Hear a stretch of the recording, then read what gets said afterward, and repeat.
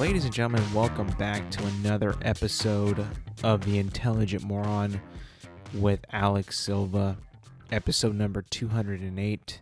Now, by my math, people, 52 times 4 is 208, which means that we have been doing this podcast. No. Hold on. 52 times 4 is, 208. That means that we've been doing this podcast, and there's 52, and there's 52 weeks in a year, which mathematically makes it that I have been doing this podcast for 4 years minimum today at the point of this episode coming out. I've done 4 years of this show. 4 years, that's a long time doing a show. I mean, I have never thought in my wildest dreams that this show would be going on for that long. I mean, no one really plans that. You just kind of take it week by week. And, it's been an amazing journey. It's been fun. It's been great. You can just think about, what has happened in the past 4 years and just kind of look at what you thought back then versus what you think now. I'm talking about myself, really. And how opinions have changed and how things have changed and how things have not changed and how things have stayed the same. It is kind of strange to think about that, but then again, we're here, been 4 years. Really does not feel like 4 years. I think I remember correctly about maybe 3 episodes ago, when it was around New Year's time, I was actually kind of not concerned, but confused, and I could not remember things that had happened within the time span of 2021, 22, and 23. There was no real,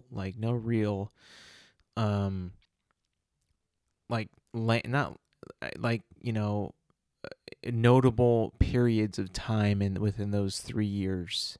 When I look back and think about it, I can't think of anything that's monumental or important that happened in those 3-year time span. I just can't think of anything. It's weird, but I just can't think of nothing that happened that is remotely even close to important in that 3-year time span. 24, I can kind of, pinpoint some things, but in those years, it's hard for me to get anything that's of importance that, is worth recognizing. I guess in 2022, we had Avatar come back. Avatar they hadn't had an Avatar movie in about 9 years prior to that. Maybe, no, it was more than that. Avatar 1 came out in 2008 or 2009, I can't remember, and then it was more than 10 now. I was wrong about that, but still, that movie coming out was not expected, for me at least, to come out. I didn't think that they'd make another one. There was rumors that they would, that James Cameron was making another one, but, no one ever saw anything of it. No promotion, really. He just said it was coming. It was coming, but not until 2022 when everybody saw it. I guess, that's a big event. It's not really the most popular film franchise out there. It's no Marvel, but it was a huge movie, made over $2 billion, and not many movies make that landmark, that they don't make that amount really ever. So to see a movie do that is quite insane. If you really think about it, but in getting on with the show, I've been seeing these ads that have been popping up on my TV my Instagram, my YouTube, and they're all kind of like following the same pattern.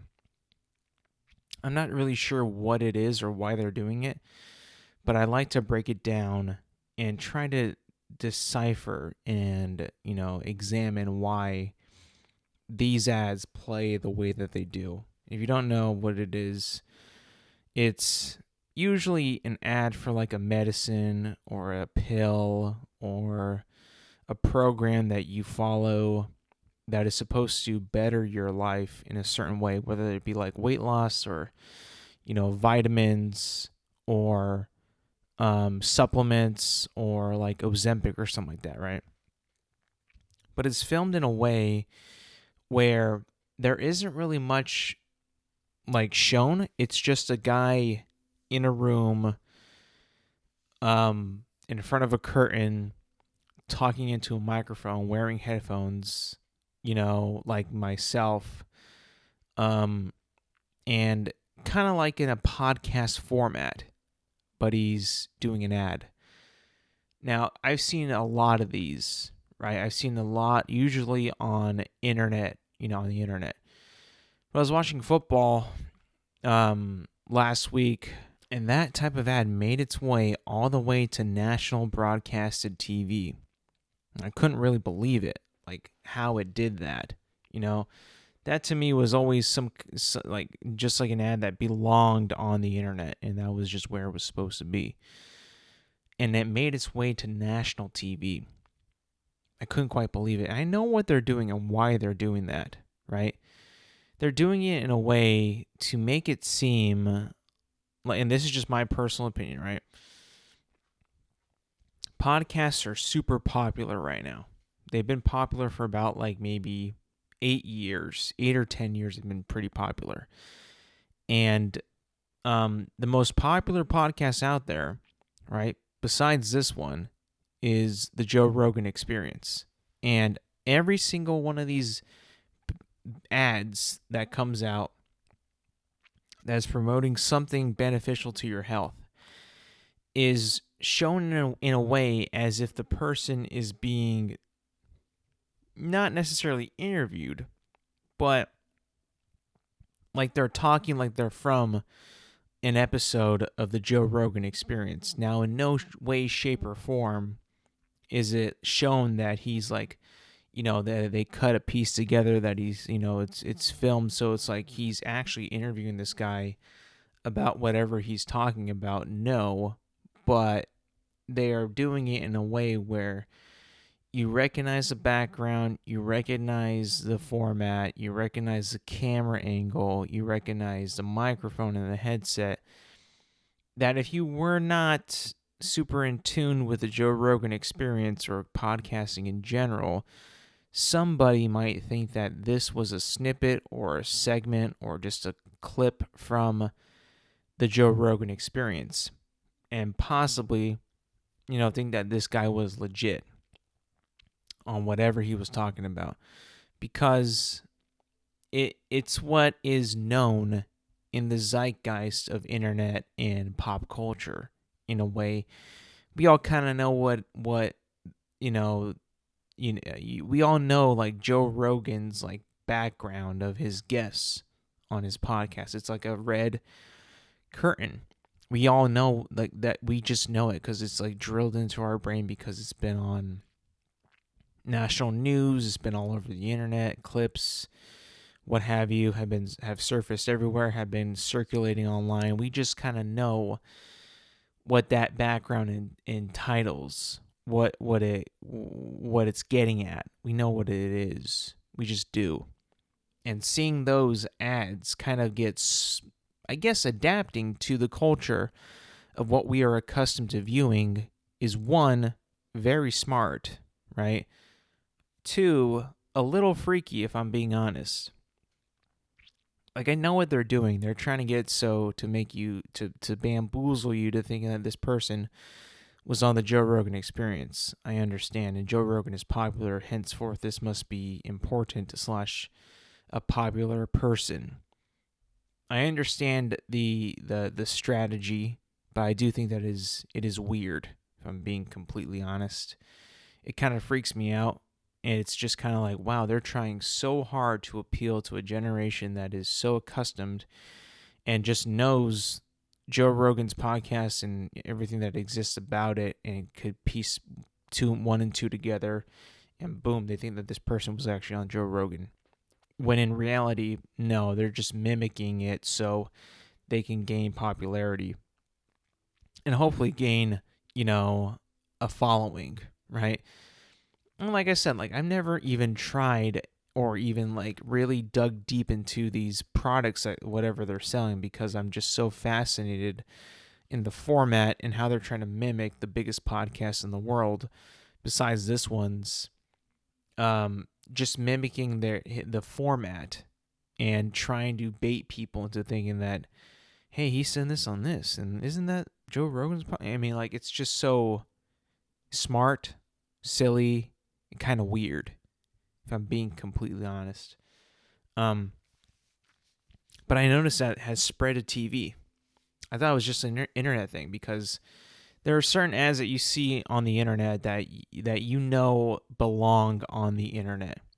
Not every commercial that you see on YouTube or whatever makes its way to TV. Only the best of the best are put on national TV. You're not gonna get that 5-second Verbo ad on TV. It's just not gonna happen. You're gonna get like a full 30-second or a minute ad on TV.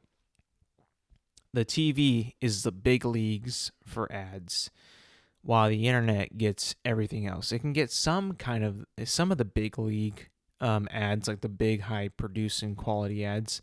Like I've seen State Farm commercials, I've seen like Coke commercials, I've seen Google commercials that I've seen on TV as well. But let's be honest, when we're talking about an exclusively prestigious club when it comes to commercials, TV gets the best commercials, let's be honest. You get some infomercials, you get high quality commercials, you get very short creative ads. The worst ad that I think actually exists now, and it's because I've been watching a lot of football the past few weekends, is the hybrid ad. And that is when I'm watching football and they want to put on an ad, and they don't want to cut away from the game completely, so they shrink the screen of the football game and what's happening in the game, and then make another screen appear, a bigger screen with the actual ad, and play that. I think that was an actually evil move by corporations to squeeze in as many ads as possible. It is quite, evil. It is quite mean. It's a little invasive. I'll be honest. It's a little, it's a little, overstepping your boundary is what it is. It's a little disrespectful. It's off-putting, in my opinion. It is disgusting, and I don't like it.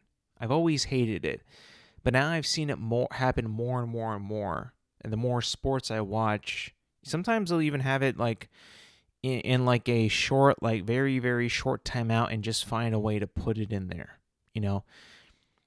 It's insulting.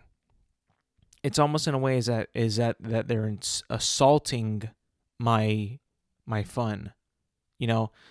When there's commercials, I make those the times where I get up and go get a beverage, or I get up and go get a snack, or I use the restroom, or when I, get up and stretch, or go do something, or go put some laundry in. I make the time, I make the commercials the time for that.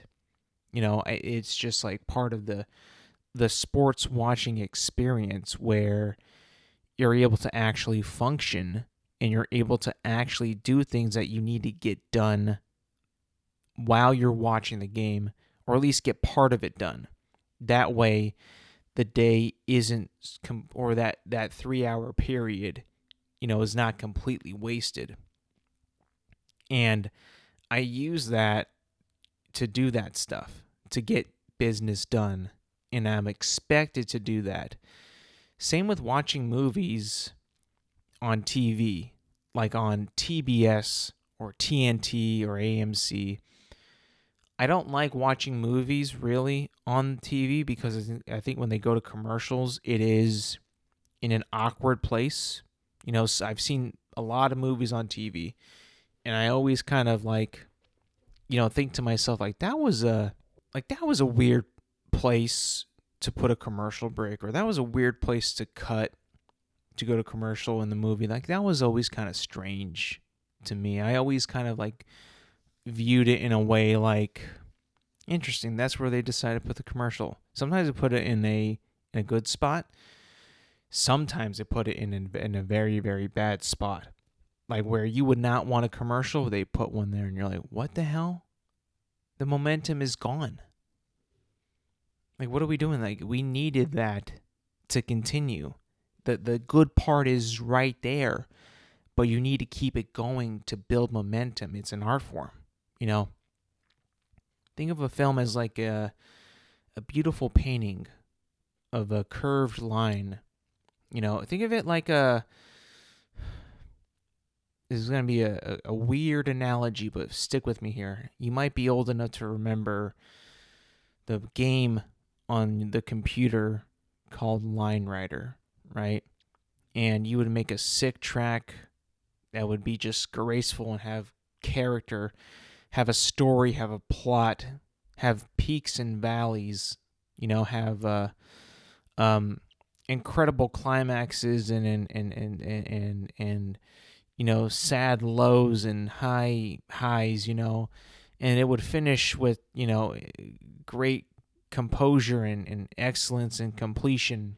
When you have a commercial in a film that is building up to a moment, it's like you're watching a YouTube video of a crazy line writer, course, and it just stops it right in the middle of it.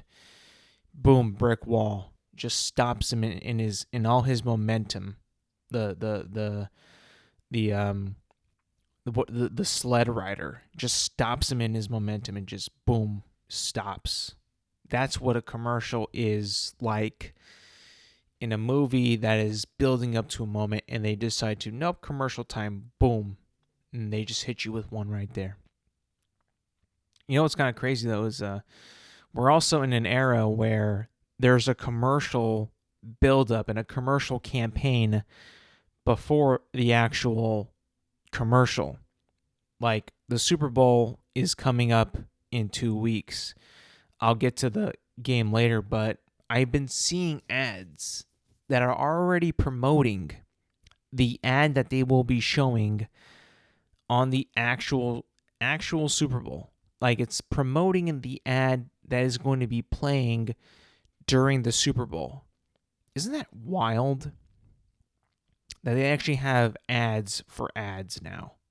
Like that, who would have thought that would ever be a practice, an idea, something that people would actually invest time and money into? And yet, look, they're doing it with pretty much no pushback. No one seems to care as long as the ad is entertaining. And I'll be honest with you guys.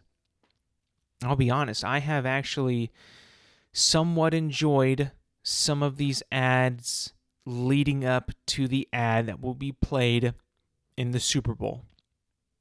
The one with Peyton Manning and Eli Manning and the whole narrative of him, Eli, in a matter of fact, of him always wanting to be a kicker, but his older brother Peyton made him be a quarterback, and his love was always to be a kicker in the NFL. And Peyton just said, "No, you're gonna be a quarterback like me and Dad."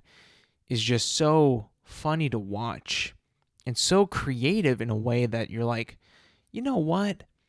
This is a commercial. These jackals are trying to sell me something, but you know what? I'm gonna give these guys a pass because the effort on this ad is tremendous. So you know what, Peyton Manning, Eli Manning, I know what you're trying to do. You're trying to get me to spend my money and give you my hard-earned money. so you could be set for life. I understand that, but I will give you a congratulations for making a good commercial. You know, at the end of the day, if we're going to be doing business, we might as well be having some fun.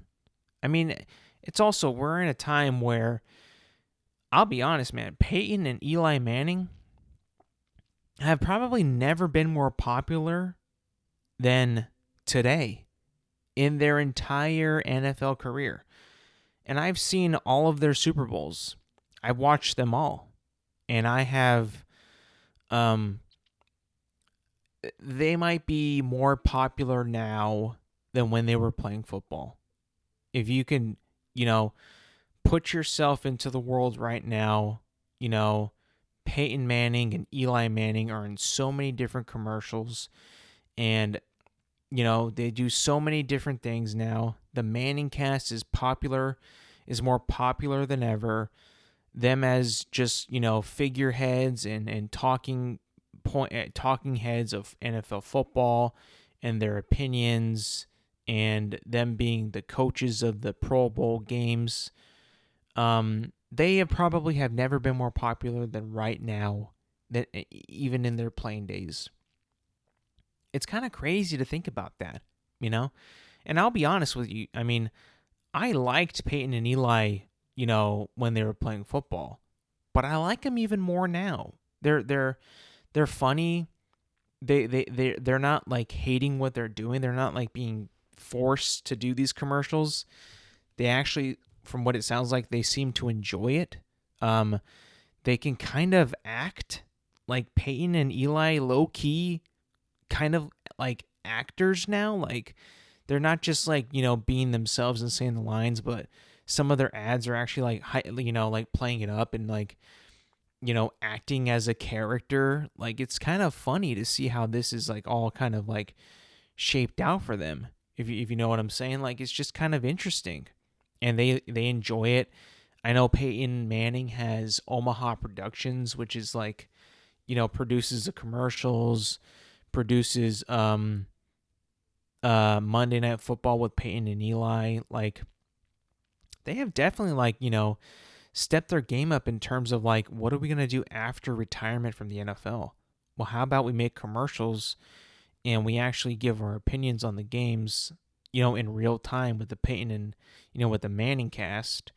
And then how about this? We become, just, popular figures, as just regular guys. It's kind of, it's just like, you never would have thought that these guys, after football, making millions and millions of dollars playing football, getting deals, sponsorships, that they would want to do stuff like this, But hey, kudos to them, because they're kind of just like part of like American culture right now, and we're getting another dose of it as we speak. And while one of them is even still playing, I'm talking about the Kelsey brothers, Travis and Jason Kelsey. They're just the Mannings 2.0. If I'm being completely honest, like they give their commentary on games. They're in commercials. They actually ham it up in their commercials. They give analysis. They have a podcast. They clearly are seeing the bigger picture when it comes to life and business after their football careers.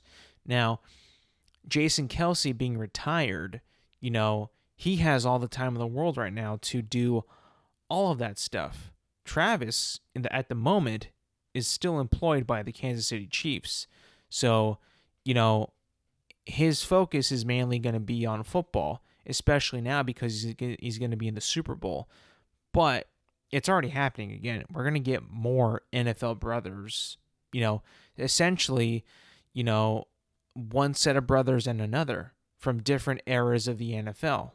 And it's not like the Kelseys are, super young, but then again, the Mannings have been retired for a while now. Jason just retired last year. Travis, there's rumors that he will retire after this year. So we're going to be having two sets of NFL stars, not star, but like well accoladed former NFL players just being on our screens more than ever before. I can only imagine what it's going to be like when they actually finally do a commercial with Jason, Travis, Peyton, and Eli in the same commercial. Like that'll be actually kind of fun. And if you know what, I could almost think that there might be like a surprise ad that could be in this year's Super Bowl. Like I could see it now. I could picture it now. Peyton, Eli, Jason, Travis, in the same commercial. Now, of course, like I'm pretty sure they'd have to get like sign off on a lot of things for that to even happen, to even be an idea. But hey, I wouldn't cross these companies and saying, hey, how can we sell more of our profit? Well, how about we put the Kelseys and the Mannings in one commercial? Now, hold on. That's an idea, you know? I saw a headline for, I can't remember like what news outlet or what, newspaper, but it was a pretty misleading headline. And it was about the fires in California. As you may know, California has experienced a lot of devastating fires that have occurred in the past 2 weeks in Los Angeles County. And they've been pretty freaking bad. They've been terrible. Whether you think that these fires begin, or however you think that they actually begin, let's just kind of speak open-mindedly about how these fires begin. I don't think that they're beginning because it's too hot. I don't think that they're happening because it's way too hot right now in Los Angeles that the beaming sun is causing the plants to start to burn. What I think is happening is that some lunatics are starting fires. The right place at the right time, right? Perfect storm scenario. All these winds, one cigarette butt, one match, one person trying to build a campfire fucks it up for everybody else, right? That's what I think is happening. That's what I think is actually occurring. Is people are starting these fires, right? I truly believe that people are starting these fires. Now, and it might not be true, but that is what I am thinking of right now, that's what's happening. Well, this headline that came out last week and a half ago, I had just seen it. I just saw the headline, didn't read the article, but the headline was kind of crazy.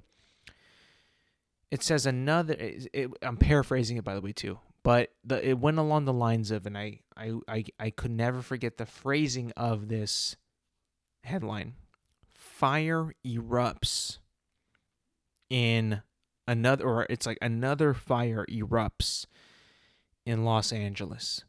I have a problem with the word erupt, because erupt is like, to me, a natural, worldly event that we have no control over. We don't have control when a volcano erupts. That's just, it happens. There might be a little bit of a buildup before it actually goes boom and then it erupts, but we don't start volcanoes, right? When they're saying that a fire erupts, to me, it sounds like, it was too hot, it was too dry, and a spark just to form because the sun is so hot and beaming down. That's what it sounds like to me when they say fire erupts in Los Angeles. That you can't, I mean, I guess it's like because we don't really know like how it started. I just don't think that fires just start to catch, without somebody initiating something or doing something that initiates the fire in the first place. So that actually kind of was just like, wait a minute, that this phrasing is just like, it's like it doesn't. I don't think that this is the proper way to word your headline, because that implies, at least to me, that it just appeared out of nowhere. Like it was just like suddenly the volcano erupted, suddenly a fire erupted. Like that doesn't really happen. For the most part, all these fires are just like created by some lunatic, some idiot, someone being irresponsible started the fire. So it was just kind of weird wording. Honestly, just like weird, and it just kind of rubbed me the wrong way. Like I just didn't feel like that was the proper wording for it, and honestly, kind of misleading. It just like not all these fires just kind of erupt. Like I said, erupt is like a volcano eruption. It's just like out of nowhere. It just happens. Like this to me was just like, hey, hang on, like that's not like that's not what really. I don't know, just because like okay, we probably don't know the exact like cause of it, but like erupt just sounds like it's just out of a natural like it just started up. Like no, that's not what happened. Probably not. I mean, oh sure, if like an ember flew from one of the other fires and landed in this forest and it caught a blaze and there was nobody near to even put it out, then sure, yeah, go ahead and say that. If we know that for sure. Again, I didn't read the article, so it could have been totally erupted, but it just doesn't seem like that's possible. I don't know, I just thought that was kind of silly and stupid how it was phrased that way. Let's see. Moving on to some news revolving around the world of gaming and video games. It's been a interesting few weeks of the news that's been kind of coming out when it comes to Xbox, the future of the console of Xbox. And I think that we have reached a point now, fellas, where there is no turning back, and Xbox has actually thrown in the towel and given up on the console of the Xbox. It has been, now pretty much confirmed that Phil Spencer has, not ruled out the idea that Xbox or that Starfield will come to PlayStation and Switch, and more Xbox games will be ported over to the Xbox or to the PlayStation and the Switch. Ladies and gentlemen, last week was but assumption or assuming. It was about predicting. It was about guessing. It was about just what if. But now that Phil Spencer has now gone on record lying about his vision and dreams from about 2 years ago, when they were putting out exclusive games on Xbox, when they were championing these new games for Xbox to be on the Xbox. That has all been but a lie. It is not their vision. They are clearly shifting their business practice to put their games everywhere. And let me be very, very clear. When you have Xbox games on PlayStation, and from what I could tell is going to be every Xbox game that's ever existed, nothing is off limits now.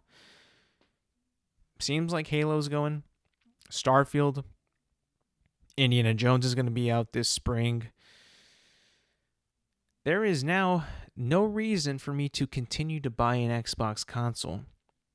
That's it, folks. I'm done. I've told my friends, I've told my family, I've told everybody I know that, hey, the Xbox Series X seems like it's going to be the last console that I will ever purchase. It's a sad day. Truly is a sad day. I wish it was not. I wish it wasn't real. I wish that this wasn't the case.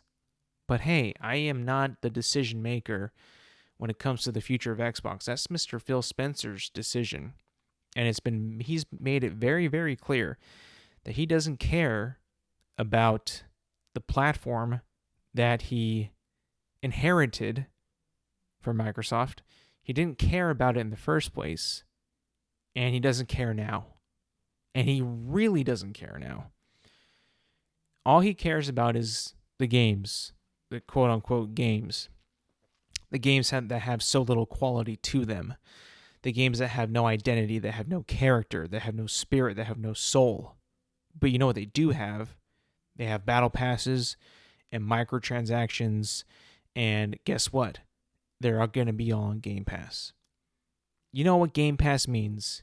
You know what it entitles. You know what it begs. You know what's there? No effort. No effort is on Game Pass. Games with little to no effort put into them, little to no passion, little to no experience, little to no creativity, and little to no care are on Game Pass. Day one, that is. Previous releases that had their chance to make their buck, to get their revenue back, yeah, they had their shot. And some succeeded, some didn't. But the ones that go straight to Game Pass,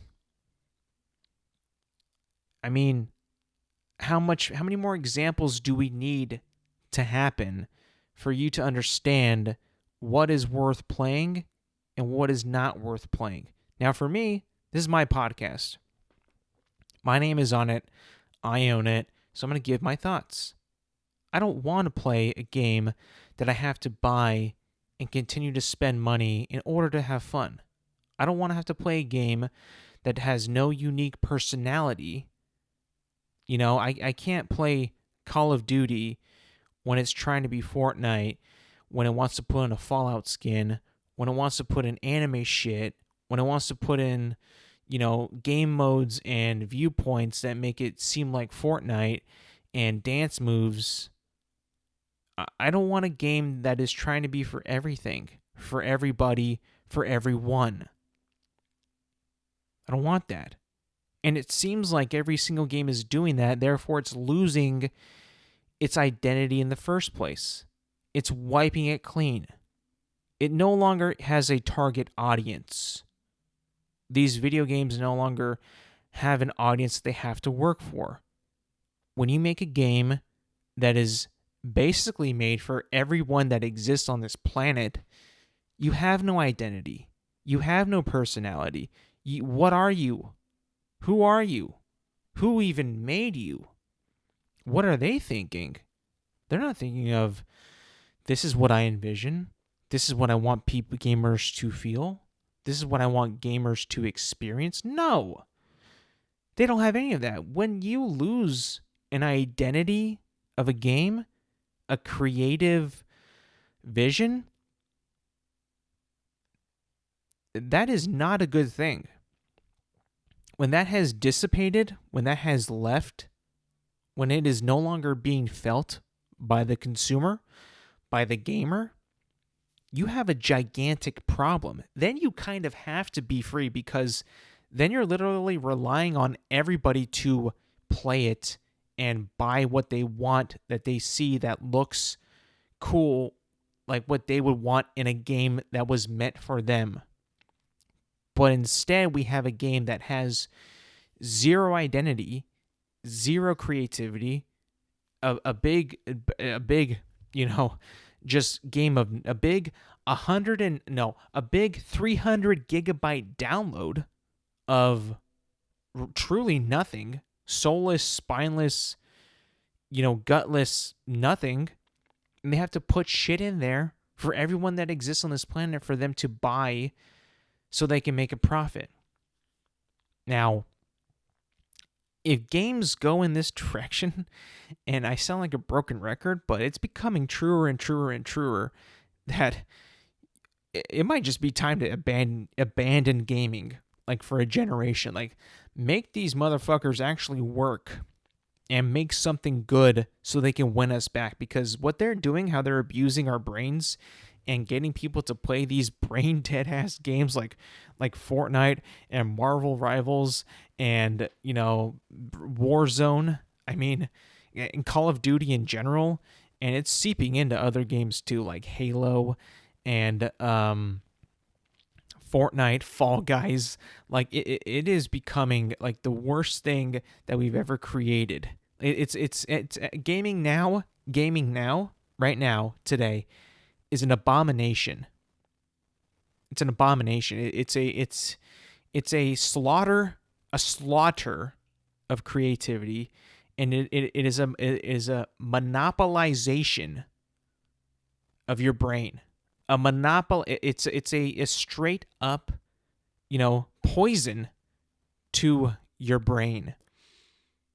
I mean, for fuck's sake, Fortnite just made Godzilla and King Kong playable operators.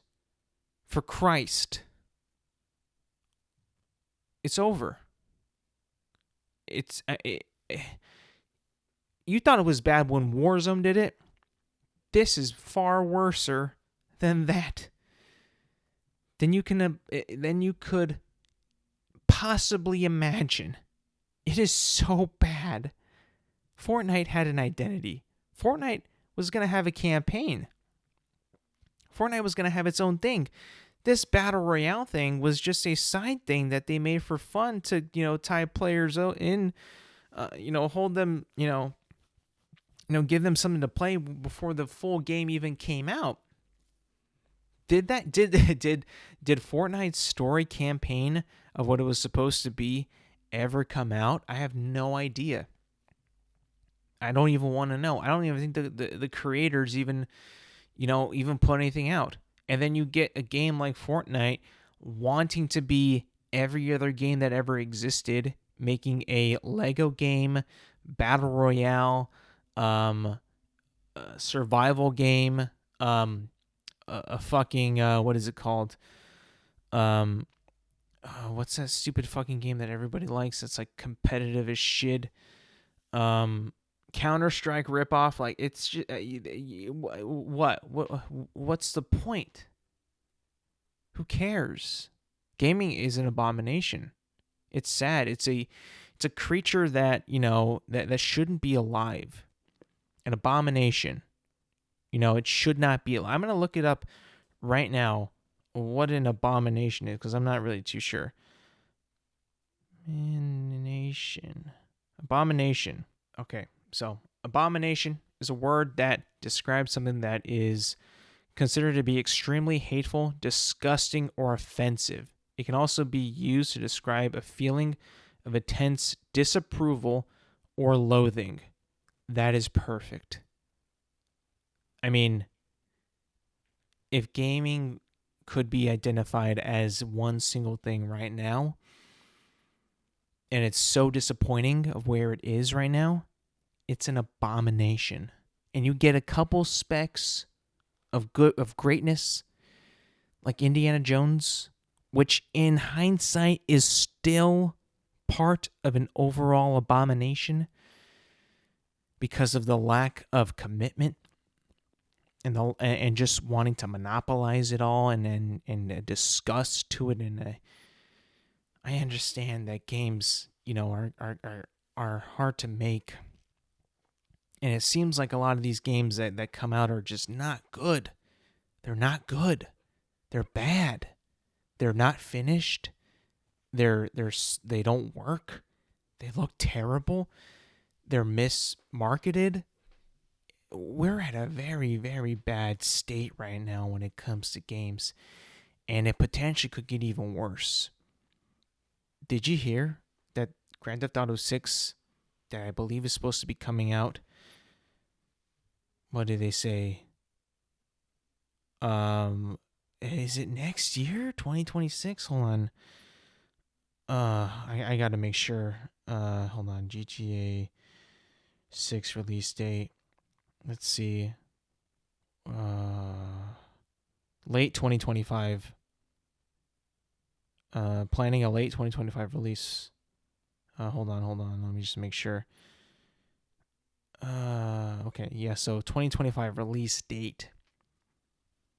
A late 2025 release date. So, and this is crazy because I've been seeing like analysis has been done and analysts reporting that the wherever they Rockstar chooses to price Grand Theft Auto 6 will be the benchmark of the future of gaming prices. I've heard a lot of crazy shit about this. I've heard rumors that $80 could be the minimum to buy Grand Theft Auto 6. Like, that could be the new minimum price for games in the future. I've heard that it could be $100. Well, first I heard 80 for standard, 100 for deluxe. And listen, I'm going to be honest. I like Grand Theft Auto, but people love Grand Theft Auto so much, and so many people like Grand Theft Auto that they will willingly shovel $100 out of their wallet right now, or when it comes out, to play it just maybe a week earlier. They will do it. It's insane. This game is about to make a shit ton of money. It's not even funny. You can't even joke about it. It'll make enough money to build its own country. I'm not even exaggerating. I'm not joking. That's just a fact. It will make that much money within a weekend to fortify, to fund, to populate an entire country if the funds were used properly. I'm not even kidding. But the rumors are that it could be priced at $100 for the standard edition, and that the industry is looking at what they will do, and whatever they do, they're all going to follow. Could you imagine that? Could you imagine a game that is, I'm just assuming that Grand Theft Auto 6 is going to be a pretty decent game on launch. I wouldn't say perfect, but pretty decent, because Rockstar, has had a track record where their games, come out pretty decent. Not perfect, but, pretty good. Not like Witcher 3 or Cyberpunk 2077 bad, but pretty good. So this is scary news. Now, if Rockstar is as good as we all hope that they would be, they wouldn't touch the $70 price. They wouldn't touch it. I would love for them to pull a good guy Rockstar and price it $50. Could you imagine that? That'd be pretty incredible. They would just make the industry have to do it.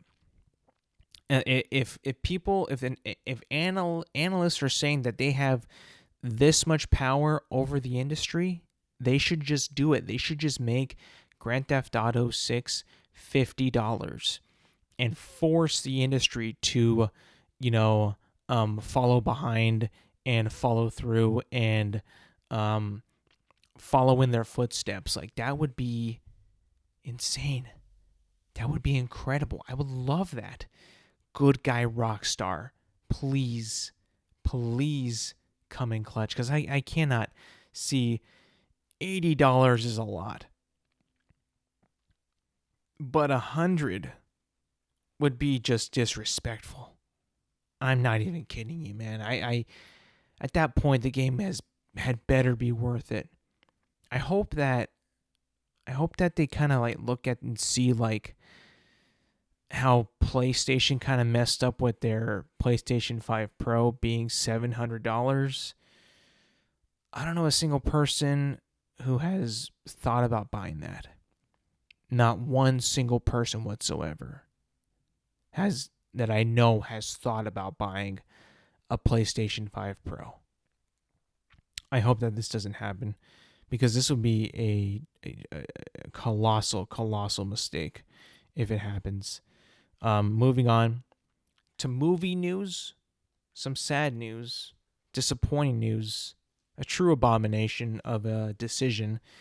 Denis Villeneuve, the director of Doom Part 2, was not nominated for Best Director in Doom Part 2.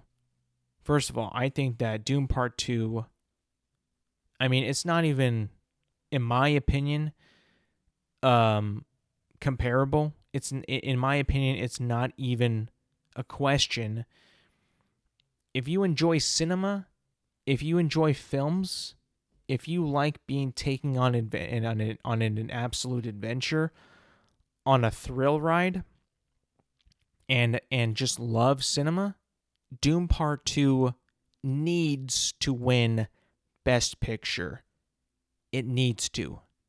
I thought Doom Part 1 should have won it when it came out. Doom Part 2 needs to win the Best Picture. It absolutely needs to, in order to save cinema. Emilia Perez better not win it. Wicked better not win it. The Bob Dylan movie better not win it. No, it's got to be Doom Part 2. If you are good for humanity, if you are a good person, and you saw these movies, most of these movies, and you at least saw Doom Part 2, you need to tell yourself that, hey, this is the one movie that deserves to be Best Picture. It's pretty much a lock, for me at least, and it should be a lock for everybody else. I'm not even joking. And the fact that this man, Denis Villeneuve, the director of Doom Part 2, was snubbed for the magnificent job that he did in this film is disappointing. It's borderline disrespectful. Like, did you not see what this man had accomplished with this film?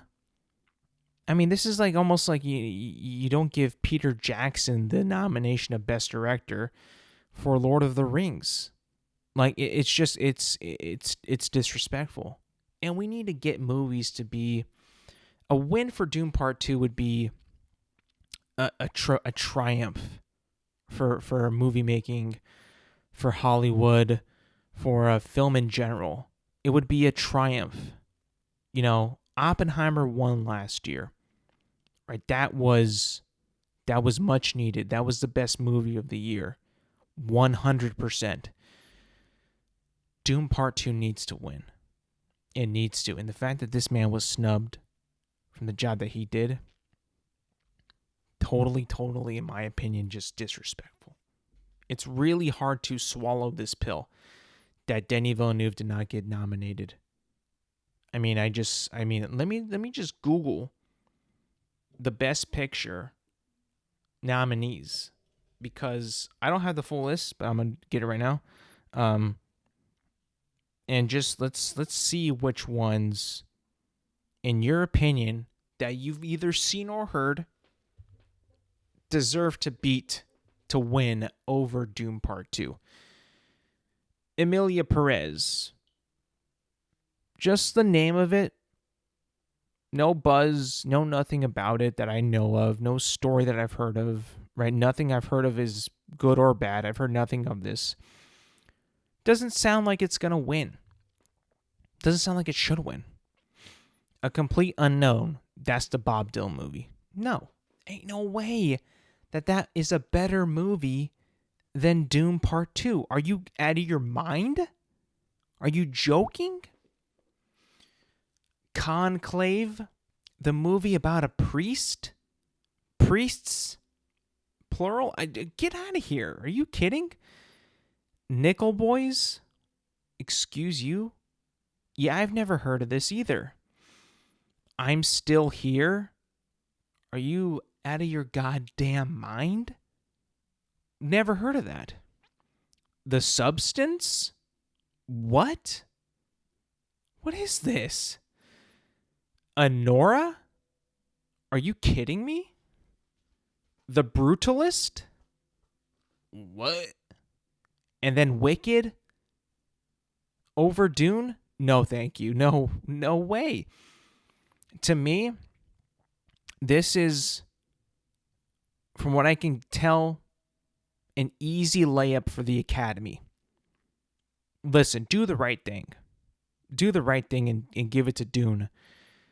All these other films that I just said, never heard of, don't have the guts, don't have it in them, clearly are not Best Picture worthy films in my opinion. Maybe Wicked, because so many people loved it and they actually raved about it and said it was fantastic. But all these other movies, get the fuck out. This was a bad year for movies. I ain't gonna lie, fellas. This was a bad year for movies. And this is all we got. We got The Substance, I'm Still Here, Emilia Perez, Conclave, Honora. No thanks, man. Listen, Oscars, the Academy, do the fucking right thing, okay? Do the right thing. Last but not least, fellas and lady fellas, the Super Bowl is finally set. Kansas City Chiefs will be playing the Philadelphia Eagles for Super Bowl 59. I am disappointed. I did not want this one bit. The Eagles were the best team of the entire weekend. They just dismantled the Commanders. They outplayed the Commanders. Saquon Barkley is probably the best player in the NFL right now. Dude is just unstoppable. I mean, he's an unstoppable force that no one seems to be able to stop. And they were just better in every aspect than the Commanders. And then as the other AFC in the AFC, the Chiefs were still the better team. The Bills just could not get it done again. They got some bad calls. I will say that, some bad calls. But the Chiefs did the Chiefs thing. They got the win. That's what they do, man. The Chiefs just get the win. They really do. Their composure, their discipline, the coaching, the players, they just get it done, you know. And as much as I wanted Josh Allen to fucking beat Patrick Mahomes, and this was the second game because I hate the fucking Eagles and I wanted the Bills to beat the fucking Eagles in the Super Bowl. I'm now stuck with I don't know who I want to win. The Chiefs, you know, as much as I fucking hate them as well, this dynasty that they're on right now would be cool to see. It would be a cool thing to experience, and it actually put the Patriots dynasty in a little bit of question now that they won. If they do win, they win 3 in a row. Patrick Mahomes will be at 4 Super Bowls. I mean, it's just like at this point, I'm like watching history being made. And as far as the Eagles, like I don't give a fuck about the Eagles at all. I would love to see them lose. I would love to see them lose. Because, you know, in terms of like who actually played the Eagles pretty good this entire playoffs, who played them the best was the Rams. Unfortunately, the snow beat us, but I'm still kind of bitter about that. But I would, even though I don't want to see it happen and I don't really care, and it's kind of a boring Super Bowl because we've already seen this matchup before, I guess I would rather have the Chiefs win just to see history being made, the first three-peat ever in the NFL's history, if they do win on Sunday, not this Sunday, but the next Sunday. I just don't want the Eagles to win. I really fucking hate the Eagles, man. I do. I don't care if people hate the Chiefs. For me, this is my podcast, this is my show, this is my opinion. I fucking cannot stand the Philadelphia Eagles. I just cannot. I can't and I won't.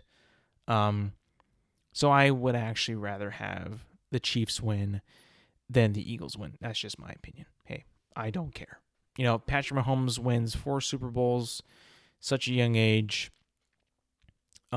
with a team that, you know, no one really expected them to do this much again, even though, like I said, they're the most disciplined team in the league, the best coach team in the league, the best clutch team in the league. I mean, are we surprised? If you are, you shouldn't be. If you are surprised, you haven't been watching football the last like 5 years. Maybe, I wouldn't even say 5, maybe 7 years that this guy's been on the Chiefs. It's just ridiculous at this point. It's actually absolutely ridiculous. So yeah, I mean, I know the game's not till next weekend, but I mean, the matchup is set now. It's just a waiting period of what's actually going to happen. And listen, if you have the Chiefs winning, you probably be considered a smart man. I would have the Chiefs winning too. I just can't see. I mean, the Eagles, don't get me wrong, are really, really good. Saquon Barkley is the best player right now in the NFL, 100%. But the Chiefs are still the Chiefs. And until I've been proven wrong, until some other team has proven worthy, I cannot put any team above the Chiefs. Like, it just doesn't make any sense to put any team over them. I can't see it. I cannot. I just can't envision it. It doesn't make any sense. Anyways, that's going to be it for me today, people. Thank you for listening. Thank you for watching. Remember, you can find this podcast on Apple Podcasts, Spotify, and YouTube at Intelligent Moron with Alex Silva. New episodes drop every Thursday morning. Make sure to like, subscribe, rate, review, and do all that good stuff. And yes, thank you for listening. Thank you for watching. And I will see you guys next week.